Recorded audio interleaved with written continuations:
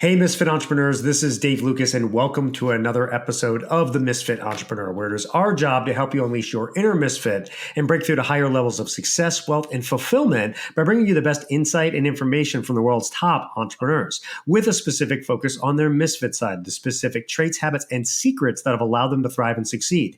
As a reminder, if you're new to watching us on YouTube, hit the subscribe button below. Give this video a like and comment as well. We do our best to respond to all comments as timely as possible. This week's Misfit Entrepreneur is Dr. Patrick Kilcar. Dr. Kilcar has been the director of Georgetown University's Center for Personal Development since 1999. His research studies the intersection of risk-taking behavior and emotional intelligence. He's a master trainer in emotional intelligence, certifying professionals to use the EQI 2.0 method, the most valid and reliable self-assessment of emotional intelligence, to really assess and evaluate the social and emotional competencies of individuals in a variety of professional venues. Dr. Kilcar's work has been instrumental in helping people achieve higher success by understanding and tapping into the power of increasing their EQ. His latest book is called Leading an Emotionally Intelligent Life, Expanding Your EI to Make Courageous Decisions and Transform Your Life. And I cannot think of a better, more important topic to help entrepreneurs than improving in the area of emotional intelligence. So I'm excited to get to it. So Patrick, are you ready to unleash your inner misfit? I definitely am, Dave. Thank you for having me. Well, it is a pleasure to have you on. This is a topic that, there's been a lot of versions of this topic, I think, over the years. And there's been a lot of different takes on it and everything. And with your experience of it, I think we're going to get into a lot of great stuff today because you've been in it since really the beginning of when this came to be. So you've seen it grow and change and become what it is today. And before we get into everything about emotional intelligence, let's just take a 5 minutes or so and just tell us your story. How did you get to where you're at? Well, it's a great question in that if I go back 15 years and I went to this conference, and in the conference, I generally, like most of us do, if we know a subject matter area pretty well, we look for something that's going to teach us something different or more. And I went to this conference, and it was about emotional intelligence, and specifically about this tool called the EQI.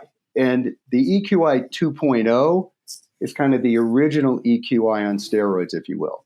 It's just something that covers more territory. I think it goes deeper into who we are as individuals and human beings day to day. Anyway, I was at this conference, and I went to this workshop this woman was doing on the EQI, and specifically emotional intelligence.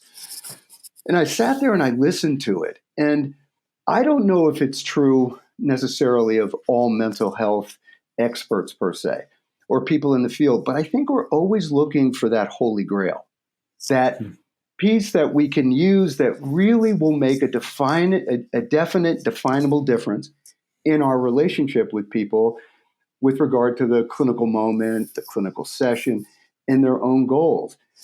And I'm listening to this woman and I went, whoa, this is really remarkable. And what was so amazing to me is that not only was it a really comprehensive report, but it broke down the 15 competencies that you, me, every entrepreneur on this planet utilizes, and everybody that walks upright utilizes. And it started with this notion of self-regard. So self-esteem, self-concept, how I see myself, how I think other people see me. And it goes through assertiveness, stress tolerance, and it ends with optimism. And as she was talking about it, all of a sudden I just saw in my brain this roadmap. And in the roadmap, it was, I wanted to learn more about this instrument. I really wanted to begin using this instrument. So after I went out and talked to her, Steve Stein, who is the CEO president of MHS, Multi Health Systems in Toronto, gave me a call and said, hey, we're going to be training people to be our external consultants in giving the EQI, or actually in certifying people to use the EQI. Are you interested? And I said, absolutely. So I went up, I was there a week, went through the training, which was really just spectacular. And then I came back. And the EQI up to that moment is used in the boardroom or the classroom. It's organizational. So if there were 10 of us that were all working on a team together with some kind of end result that we were moving toward, we would all take the EQI and then look at the differences in our EQI and how do we facilitate bringing the best out of each other, and how can we get in the way of bringing out the best. So I for 5-6 years, I was doing these external trainings in companies and schools. And then I gave this workshop to a group of 250 Georgetown students. And they all took the EQI.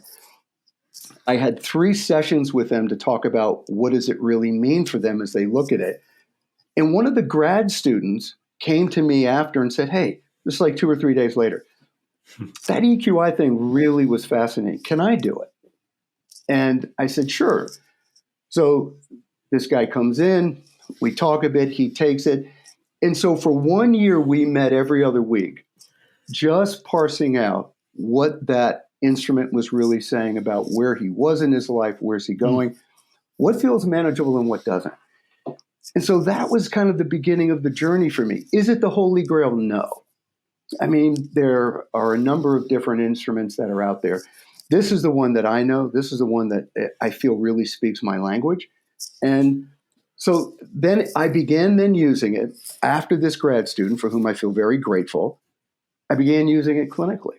And the book really looks at those who come in where they were in the beginning, and at the end of therapy, what have they achieved in terms of what's most important to them? And for me, it's just been really rewarding. Probably doesn't quite capture it, but it's just been phenomenal. Well, yeah, and I think we're gonna get into a lot of stuff around this today, and maybe even talk about like some of these transformations, because building and increasing emotional intelligence is, in my eyes, transformational. But let's start high level. Define emotional intelligence as you see it for us. That'll be our starting point. Yeah. Great question. And if you go out there, if we Google right now, what is emotional intelligence? You're always going to come up with a different variation on what people think. For me, it feels just, I think, fairly simple.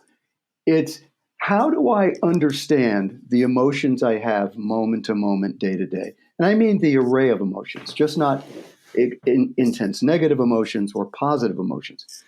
But how do I understand what I'm experiencing? And within emotional intelligence speak, it's emotional self-awareness. So how do I really understand it?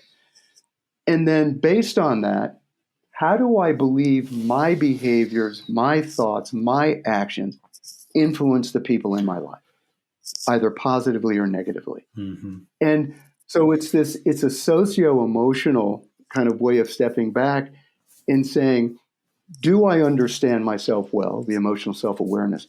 And am I aware of how I'm impacting other people? And what do I do with it? You know, we live in a time where probably one of the most talked about things in the popular press now is gaslighting, right? Mm-hmm. Gaslighting, for everybody who's out there in the audience, it's when we say something to someone that is absolutely the opposite of what's happening. And it's said to them in a form of blame. So if my wife comes into me and says, hey, you haven't been putting away the laundry like you said you were going to do. And then I said, I put my laundry away all the time. It's you, actually, my loving Eleanor, who isn't putting the stuff away.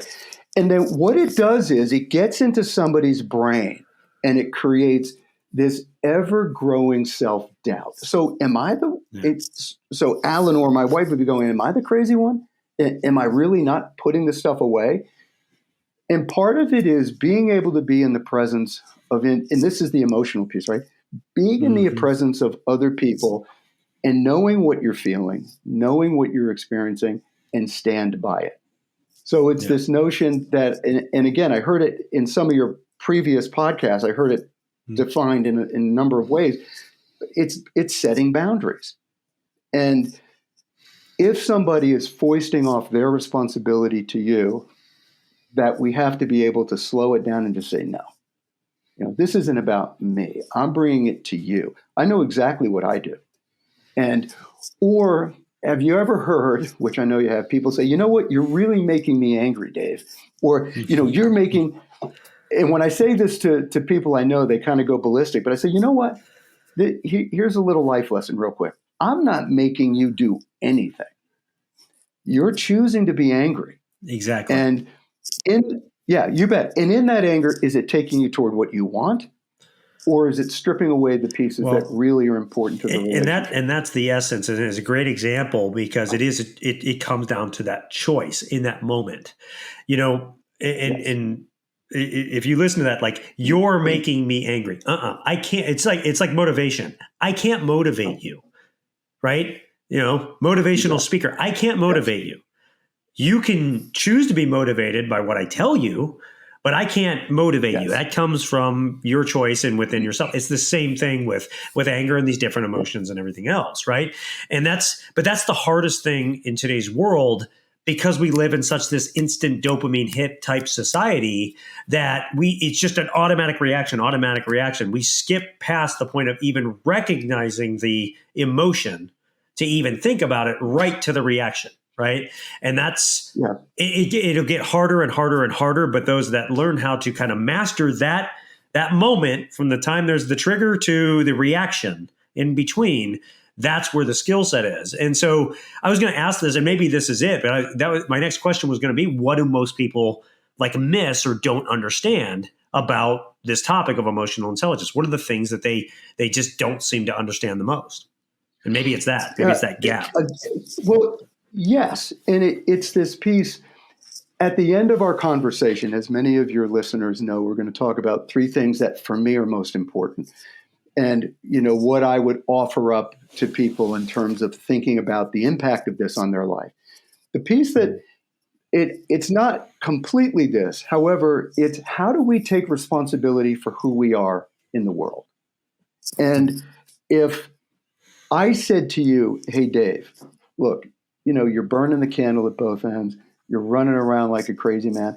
You're getting all of this done, yet something's missing. And what's missing is, let's say, X, Y, Z. And if you didn't want to hear it, if you really refused looking at it because it may invite you to change or some form of change, then what you're going to do is just lock it down and dismiss it, or yes it to death and dismiss it. And the being able to own our stuff. And I'll give you a great story that's recent, a month ago. I'm up in the bedroom with my wife. We're milling around doing stuff. And she says, you owe me $150. And I kind of laughed and I said, for what? She said, well, if you're going to treat me like a maid, by God, you're going to pay me like a maid. And I remember thinking to myself, oh my God, no, this. And I said, you are right. I am really, I don't even know what to say. And consider it done. I'm taking care of it now. And I was leaving to go downstairs, and she said, and by the way, you owe me $150. And down I went. But it's this piece of being able to hear either what we have adamantly said that we're committed to, or that we're going to do, or just doing our part in a relationship, and not love relationship, any relationship. And then being able to kind of own it, hold it, and not only hold ourselves, but other people accountable. And that's the other thing too, is it's more, that's another challenge that's today, is that a lot of personal accountability and responsibility is lacking in a lot of areas. And absolutely that presents a challenge because, like, you're making me angry, right? No, if you have personal responsibility, and there's books like Radical Responsibility and stuff that really attack this subject because of the fact that, no, you're responsible for yourself. If not, you're ceding control to somebody or something else for your life, your thoughts, all this stuff. And who would want to do that? But most people don't think of it in that way, right? And that's the disconnect. Yeah. But So they don't. I mean, I don't know if you could have said it better or anybody could have. You're exactly right, and it is that seeding control.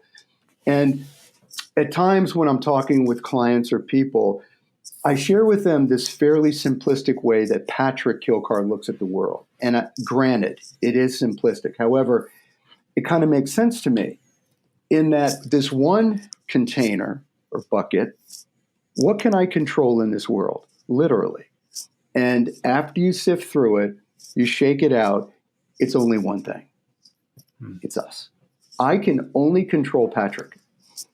But then the second bucket or container is what can I influence? And that one is much deeper, much bigger. right. However, what I see in my, in my privileged seat as a therapist or clinician, I see most people spending their time in the third bucket. The third bucket is what we can't control and what we cannot influence. We keep doing it over and over and over, expecting different results. And it doesn't happen. And so it's getting back into, okay, this isn't getting you where you want to go. What do you really want to achieve? Because this isn't it. Well, do you think part of that comes from, and I didn't think we get in this level, but I think it's true. Is there? I think a lot of people don't want to deal with taking the responsibility or Absolutely. being able to, take control because they don't want that responsibility. Right. And so subconsciously, they almost like they don't want to focus on the things they can control. They don't want to do that stuff because it means that they have to rise a level and have another level of like that accountability and everything in their lives that they just, aren't maybe or subconsciously do not want to take on or be. But that's where the magic happens, if you're willing to do that, right? And that's like when you look at entrepreneurs, I think that's something that successful entrepreneurs do really, really well, is that they recognize these areas where they know what they need to do, but aren't doing it. And they finally, say, you know what? All right, I'm going to do it. And they do it and they level up and they do that way because they confront those things. Right. It's funny. You probably see this too, is a lot of times people talk about gratitude and forgiving people throughout their lives or situations or things that have happened that impact them that is still like an albatross around their neck holding them back. But the biggest thing that people most of the time need to forgive, or the number one thing they need to forgive, is themselves. And they're not willing to do that in a lot of ways too, right? So I'll let you riff on all of that, but there's a lot there.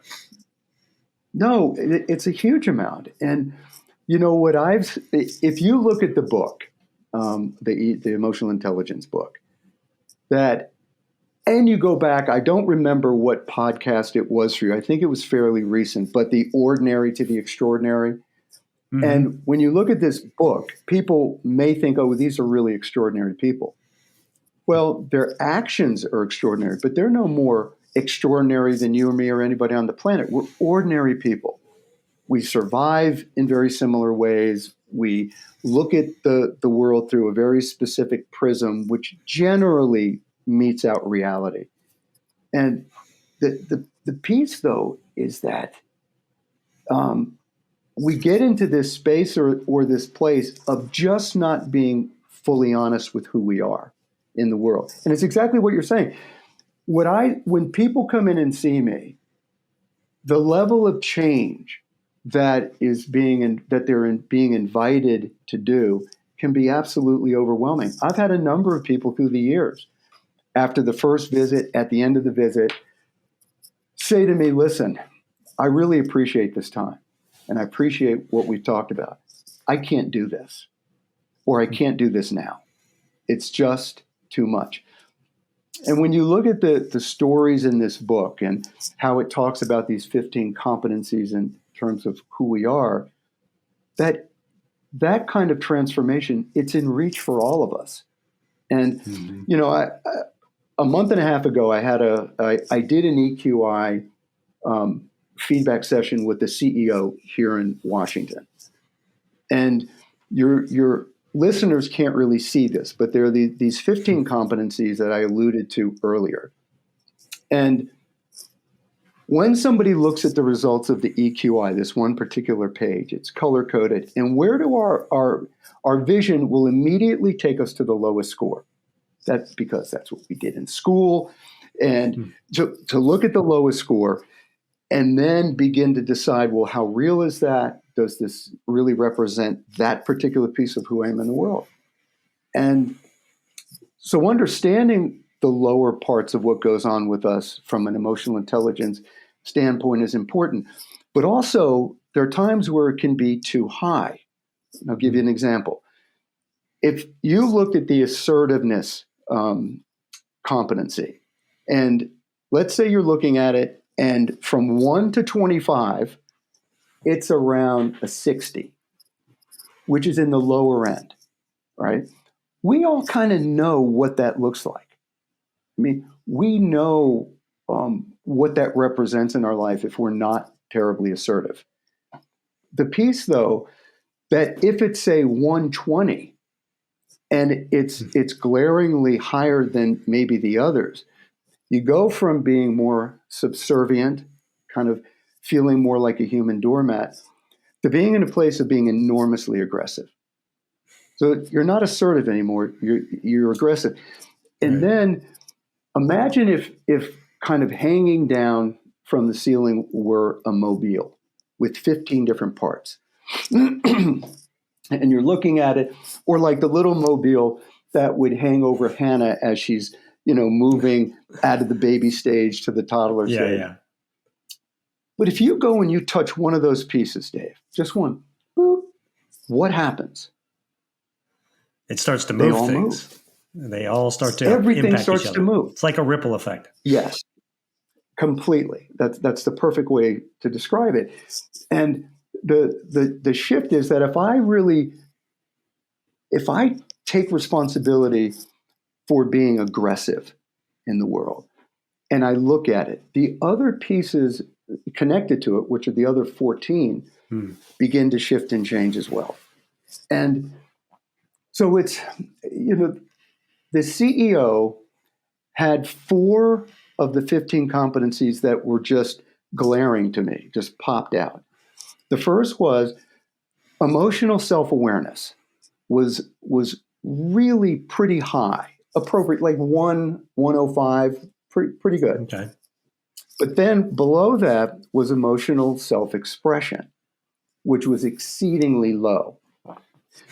So here's a guy, CEO, who has all these feelings and rarely ever, if ever, expresses them. So it just stays with him. He either has to adjust to it, work it out, or whatever the case is, but he's not talking about it. I would expect that to be a common problem for entrepreneurs. 100%. Yeah, I think you're exactly right. So that's one area that you can see and kind of begin to think about hitting that mobile that's hanging. But then you go farther down. Yeah, go ahead. No, go ahead. No, well, but then you go farther down. Because go ahead and finish from farther down. If you go farther down, you come to stress tolerance. And this guy's stress tolerance was exceedingly high. And then below that, you're kind of looking at this notion of flexibility.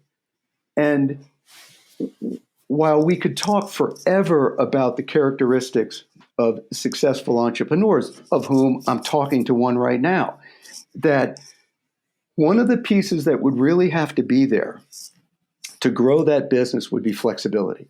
You've got to be flexible in terms of making decisions and choices and having faith certainly in what you're doing and where it's going, but that you must be flexible. And this guy, his flexibility score was so low it didn't even register. Dave, I've never seen that before. I actually thought there was something wrong with the printer. So I went through and did it again. So here's a guy with a lot of feelings, doesn't talk about it, carries the world on his shoulders, and it's his way or the highway. Flexible. Yeah, that's tough. Completely. That's tough. You reach a plateau with that, and maybe that's why he's meeting with you, because he's at a plateau. In fact, it's a great set of points, because this leads. You're kind of already going there. I wanted to talk about how we can use some of these, I guess the test too, and like develop, emotional intelligence. Like what are some ways we can do it every day in our lives? All right. So, Patrick, before, we were talking about you really did a good job of like defining emotional intelligence and how it works in our lives and the impact that it has. And that you were giving a great example of a CEO and somebody that you had go through the testing with you on it. And one of the things that I've found over the years is that emotional intelligence is a very personal journey, but there are some, I guess, consistent principles or maybe tenets to understanding it and better implementing it into our lives that are more universal, right? So I was wondering if maybe you can share how you see some of those more universal principles and of really how to apply emotional intelligence better in our lives, and if there's anything maybe everyday life we can do to help develop what is a very important skill set for everyone. Sure. And you just said the term that's absolutely beautiful. And you said on our journey. This train does not have a specific destination. So you pull into this place, Right. and everybody disboards or gets off, and then it moves on somewhere else. I think being an emotionally intelligent human being, person, you've got to work at it every day. It's not something that you arrive to. And, so to step back a little bit with the question of, well, how do you increase emotional intelligence? What is that really about? It starts with the ability to really slow down and to be very honest about who you are in the world. And an example of that is this CEO that I was talking about, where it's a big company. He came into the company about a year and a half ago, and he works 80, 90 hours a week. So he's never home. He has, children that are 10, 11, 12, and one teenager. And this guy is just not around. However, you see the pictures of his kids all over his office, and he talks about them all the time. And I asked him a question. I said, if your children were sitting here with us right now, and I asked them, how much time do you have with your father? What would they say? And he looked at me and he got really quiet. It's probably like a And gut punch. he said, yeah, you bet. And he said, what's horrifying right now? What's horrifying right now is that I've become my father. And my father was a good man. I never saw him. He worked. He was an immigrant. He worked just unceasingly. And I said to myself, I'm never going to do that. I'm going to be there for the kids. And he says, the gut punch, as you just said, is I, at this moment, realized just how full of crap I am. And I said, yeah, you're not full of crap. Not by a long shot. First of all, I'm here in front of you. And somebody who's really full of crap probably isn't going to have somebody like me talking to them. And the part is, and it goes back to what you said, Dave, which really hit the bullseye. Before we try to be better or different or change, and I fundamentally believe that we can change if we want. Goes back to the motivation that you talked about. But before we can do anything, we really have to be honest with ourselves about who we are. What in the arc of our development, I suppose, what traumas have occurred and how do we understand those traumas? And if traumas occurred in your life, mine, everybody else's, if they're unhealed, they will exist today in our world as we live it today. It may look different. It may even feel different. But it's that same piece that tends to resurrect itself at different times in our life. Well, and it's a subconscious being thing able too. 100%. And that piece about, know thyself, spend time understanding who we are in the world, it all has to start there. It just does. And that moment where my wife said, you owe me $150, the way she did it, I thought was really just remarkably funny. And it was remarkably true. And it's being able to embrace that. Yeah. So this is really, really important. And we're kind of dancing around it. We've kind of said it before, but I just want to crystallize it because anybody listening, this is the crux of all of this. Um, Most people are too afraid to figure out who they are because they don't want to deal with those things from the past, the skeletons in the closet, that type of stuff, and confront their demons, if you will, and if, for lack of a better term. That's where the magic happens, though, when you're willing to do that and you're willing to actually ask yourself to the nth degree, who am I? What do I truly want? Because most people never get what they want because they don't know what they want because they don't know who they are. And so that's the biggest thing that everybody and people shy away from, and they look for every excuse not to deal with because it is hard, and the subconscious will stop you from doing it. And I think this is a key thing is like the things that happen that are, you mentioned, like traumas and things like that imprint effectively on the subconscious mind. Anytime a situation comes up where you have that opportunity to deal with it or to really work through it, it will actually sabotage you away from it if you let it.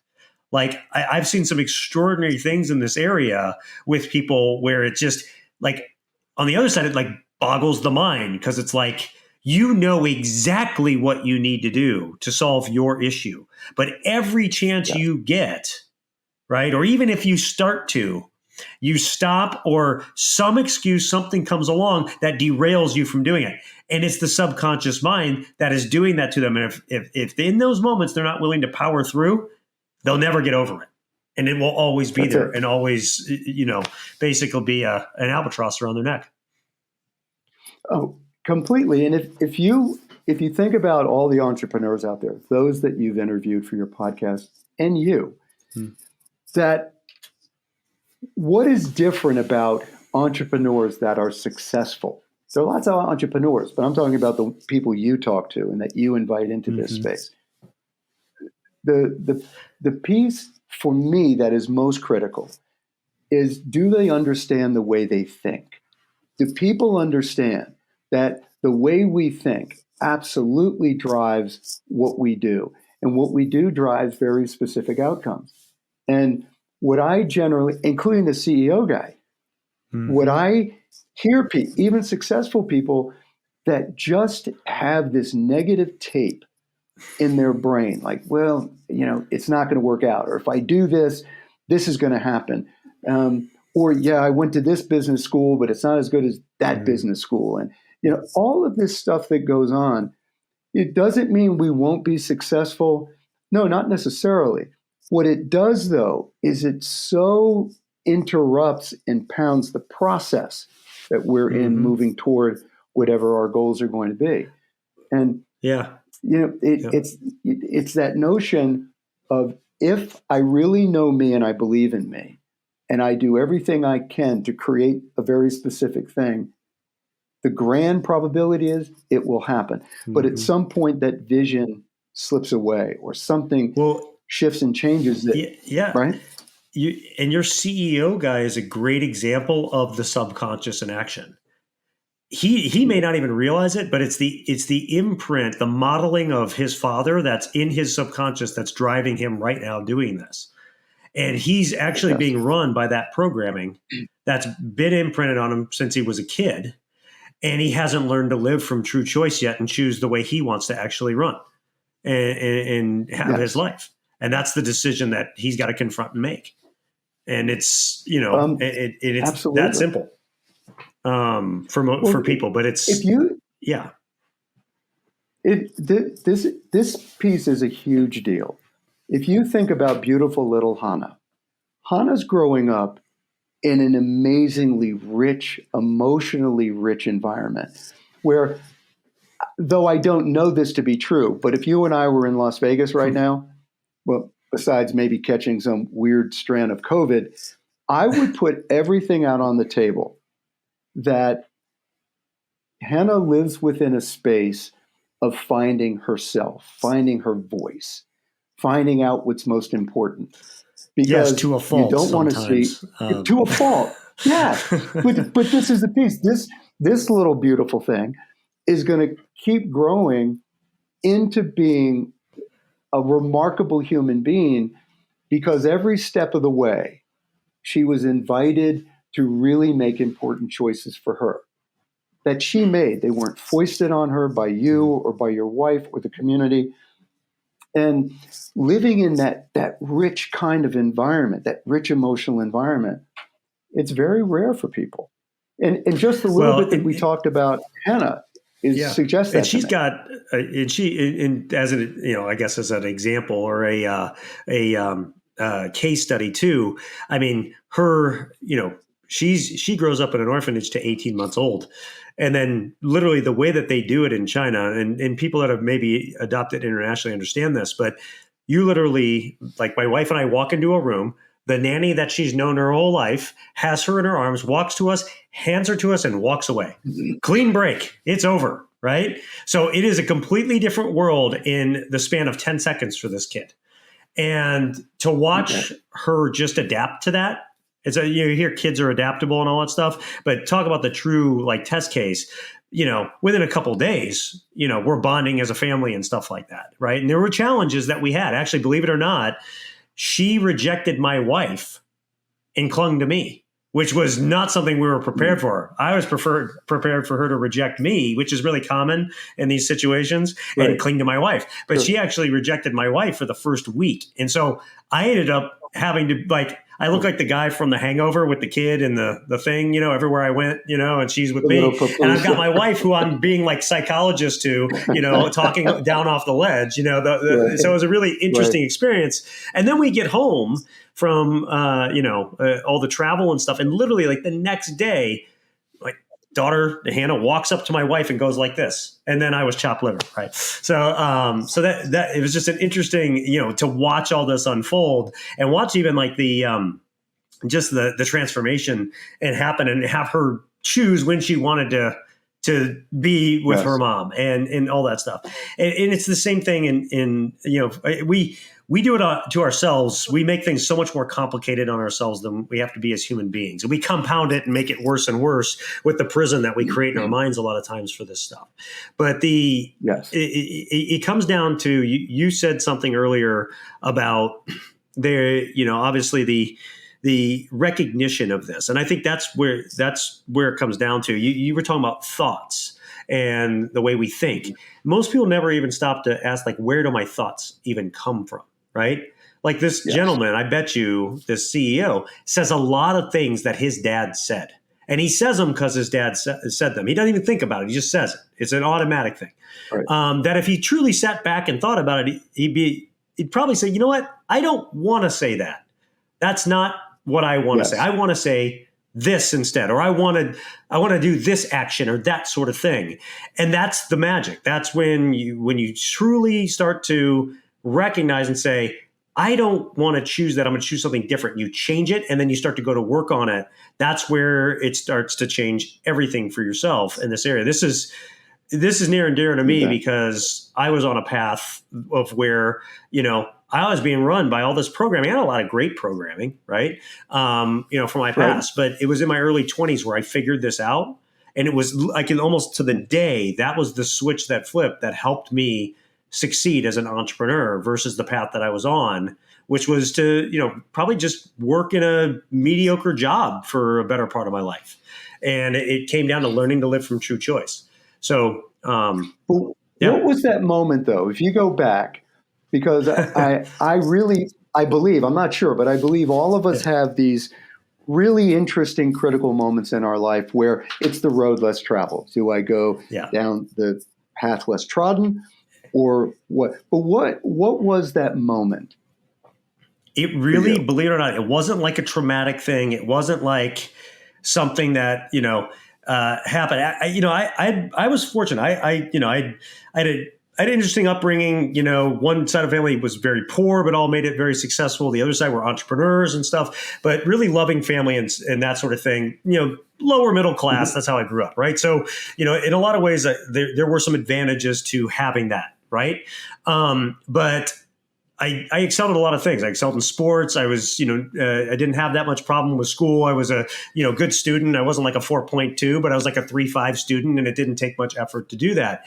And it was as I went and played football in college and stuff. And so I was used to succeeding.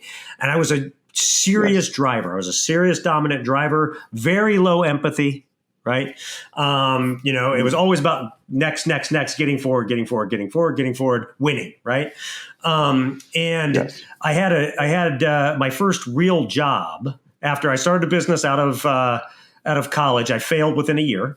I learned some great lessons from it now that I took those away, but it was actually I didn't at the time. Like I just, it just, what? It wasn't me. It was just the way the business was and the people. It wasn't me, right? I just need to move and do something else. And so I ended up getting a job in Fortune 500 space and was in sales and ended up being the top sales rep of the year and all that stuff. Again, winning the high driver, but I alienated a lot of people to the point where I had to, kind of have a come to Jesus meeting with some people in the organization. And this was my first time working in a Fortune 500, right? Where there's a lot more HR and all this stuff.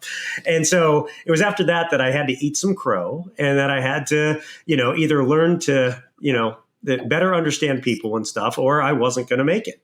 And thankfully I did that. And I picked up the book. Still to this day, it's kind of a cheesy book, but the message is good. And it's called Secrets of the Millionaire Mind by T. Harv Eker. And I think I read that in like one day on a weekend.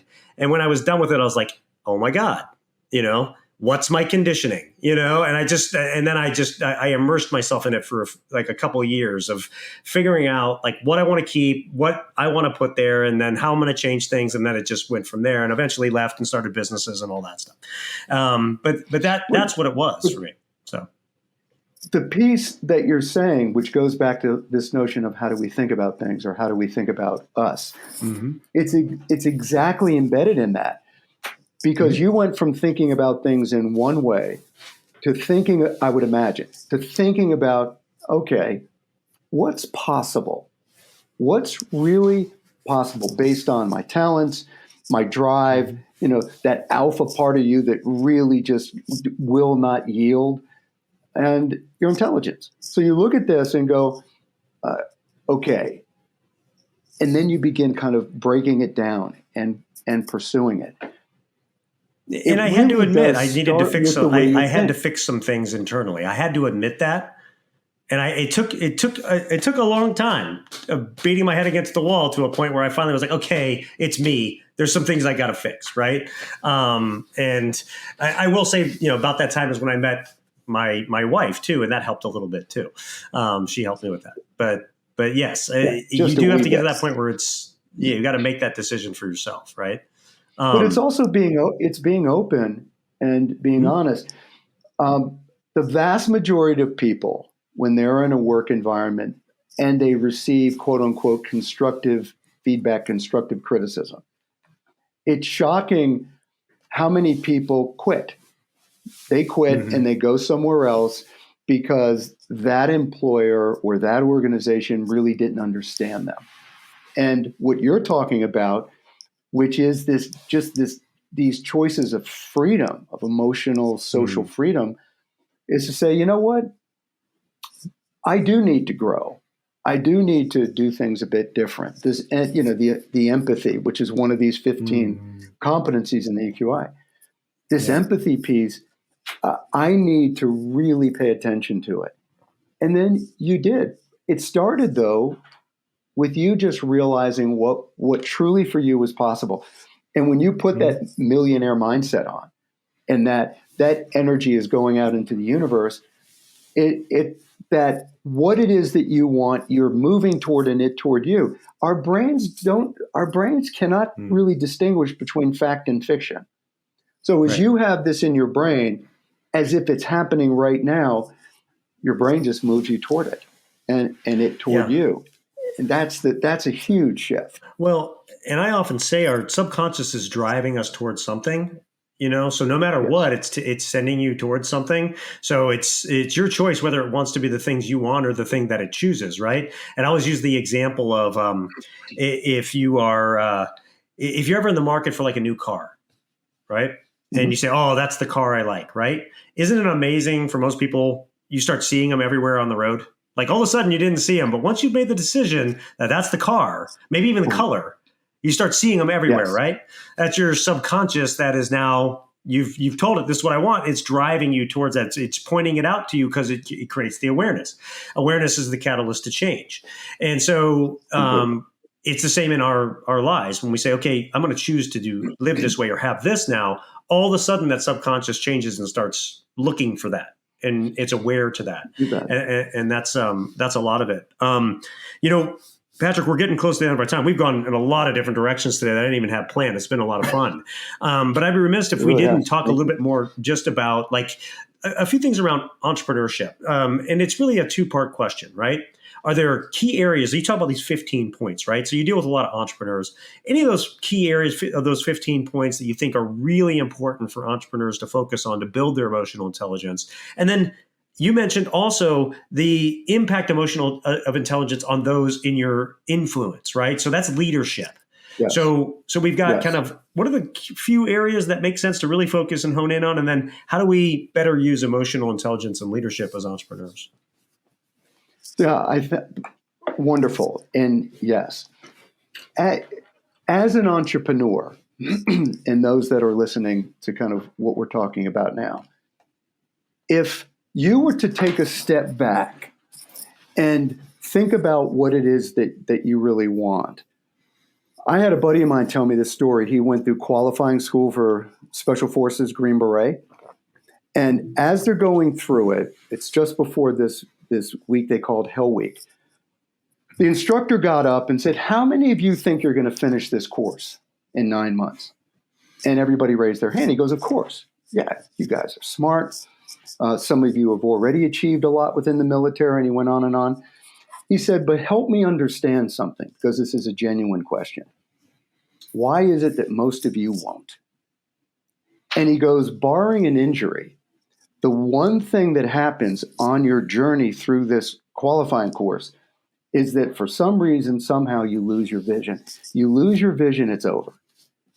It's just over, because the vision is what pushes you through the tough stuff that allows you to really believe in what you're doing. And it's the old American Indian story about the granddad who is on a journey with his granddaughter and grandson, and they're sitting by this river. And he says to himself, this is a time I need to share with them what's going on in my life. And he says, I want to share with you two that there's a battle raging within me. And the battle is between two wolves, a loving, kind, giving wolf and a voracious, angry, just horrifying wolf. And the granddaughter looks up and says, well, who wins? And he went, it's the one we feed. Mm-hmm. And the grandson then said, what do you feed it? He goes, the beautiful, loving, caring wolf, you feed hope. The dangerous, voracious wolf, you feed fear. Fear so drives what we do or don't do in the world. It's absolutely incredible. And I also fully understand it. It's more, as somebody's going in to create something that hadn't existed before, a company, whatever it may be. Do you know the number one thing that goes into an entrepreneur's mind as they begin building this business? Getting seed money and angel, money, is the one thing that's in their brain is, of all the upstarts, of all the new businesses, of all the stuff entrepreneurs are pursuing, 10% will make it. 90% will not. Mm-hmm. That is a devastating message in someone's head. Because the minute things start moving in a direction that doesn't feel right, of course, because of X, Y, Z, rather than at that moment of fear going, okay, what do I really need to do to continue moving this in the direction I want, considering this setback, whatever that may be. And it goes into what you really were talking about in the beginning, Dave. It's a mindset, and it's a mindset that not a can-do mindset. It's a mindset that what is possible. And I think that's really the key of being able to go into it and do it with an element of optimism, because that's also one of these 15 competencies. And if you don't let go of that optimism, and if you stay the course, there's the grand probability you're going to get what you want. Well, I don't know if that's completely helpful, Ben. It is. It makes me think too. If I had to boil it down, when you asked me before about that kind of epiphany, it was after the come to Jesus meeting, if you will, that it is a natural thing for me. Not so much now, but definitely a lot more when I was younger. Like, if you told me I couldn't do something, I would prove to you that I could. Like, that was just my nature, right? So it was in that moment, like, I wasn't going to quit because I was going to prove them wrong. And that's what actually led me to pick up the book and start to make the changes is kind of that drive to do that, right? And I think everybody's got inherent, there's nature versus nurture. And it's been amazing to watch that with my daughter, right? Of just the natural side of her, but also like how much she is now like her mom and things like that, right? It's been a really interesting case study, if you will, in that sense. But there is this natural side of us that we need to tap into and utilize because we're just naturally gifted in it, right? For me, drive is one of those things, right? And so as much as I can tap into that and fall back on that and use it, in the good constructive way, I do that. So you're speaking to that too when you're saying that, is understanding. Once you understand self, it gets a lot of fun because you can say, okay, look, I know these are the areas of my kind of zone of genius that I'm naturally good at. I can really apply that and use that, and I can complement that with other things and stuff too, and that's what helps to make a great entrepreneur or business too. So, okay, it's time for Patrick's Misfit 3. These are the 3 things that he wants you to take that you can put your life, your business, make a difference for yourself starting today. And the way that I always frame this to every guest that comes on the show is I say, hey, look, if you were going to leave this earth tomorrow and you could only leave behind your 3 best pieces of wisdom to the generations that come after you to help them live their best life, what would those 3 things be? So, Patrick, what are your Misfit 3? So for me, the first is live with respect and gratitude every day. You mentioned it earlier in the program. Gratitude, I don't think, can be overstated. If you look at the foundation of AA, Alcoholics Anonymous, or any of the anonymous meetings, the foundation of it is gratitude and living with gratitude. And I wake up in the morning 5 minutes before I begin my day. I just see what kind of day I'm going to have, and I have this moment of gratitude. And sometimes it's the same, sometimes it shifts and so forth. So living with respect and gratitude. The other piece is the past is not prologue. That whatever happened yesterday and beyond, that does not determine who I am going to be in the world. I determine who I'm going to be in the world. And that's the beauty of being, a guy in his 50s versus a guy who's 5, 6, or 7 and at the complete mercy of his environment. And so it's being able to know that, that the past is the past, and this is now. And for me, the other piece is, I have it written down, but it just is that you lead your life moment to moment and day to day, and this is the way that I think about it, with an absolute belief in what you can do. So to do that, though, and this is what you alluded to earlier, you have to be in a space of believing it. And if you believe in who you are, with all the giftedness that you just mentioned, I really believe anything is possible. Anything. Which also means living a life that really does have this remarkable work-life balance. And work-life balance is one of the most misunderstood, overutilized concepts out there because it's enormously, enormously difficult. It's possible, though. And that goes back to this piece of boundaries. So those are kind of my 3. That's what I literally do think about every day. I love that you asked this because it allowed it to become more real in my brain. What if there are 3 things that will be on my tombstone or I'll be remembered by? Those 3 feel like they're the most real to me. Well, Patrick, those are excellent, and the last one is a really important one, and I thank you for sharing that. If people do want to learn more about you, where should they go? You can just Google me, and if somebody's interested in the book, it's on Amazon. Roman and Littlefield is the publisher, and also my email Kilcarp KILCARRP at georgetown.edu, and I will get back to you for certain. Perfect. Excellent. We'll link to that in the show notes so that people can find it. The best show notes in the business for reasons I will talk about more in a second. But for those of you that are new to the Misfit Entrepreneurs, your first episode with us, welcome. It is such an honor to have you with us. And thank you for watching. Thank you for listening. And I hope you become a regular subscriber of everything that we do here.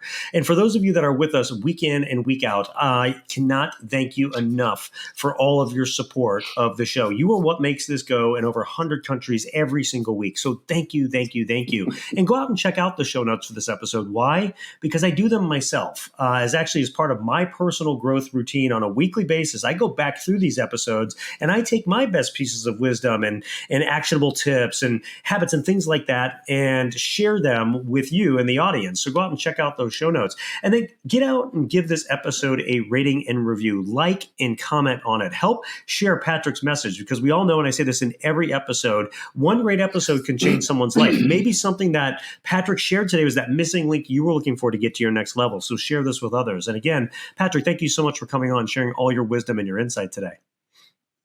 Well, I can't thank you enough. And to your listeners, bravo. Don't give up, whatever it is.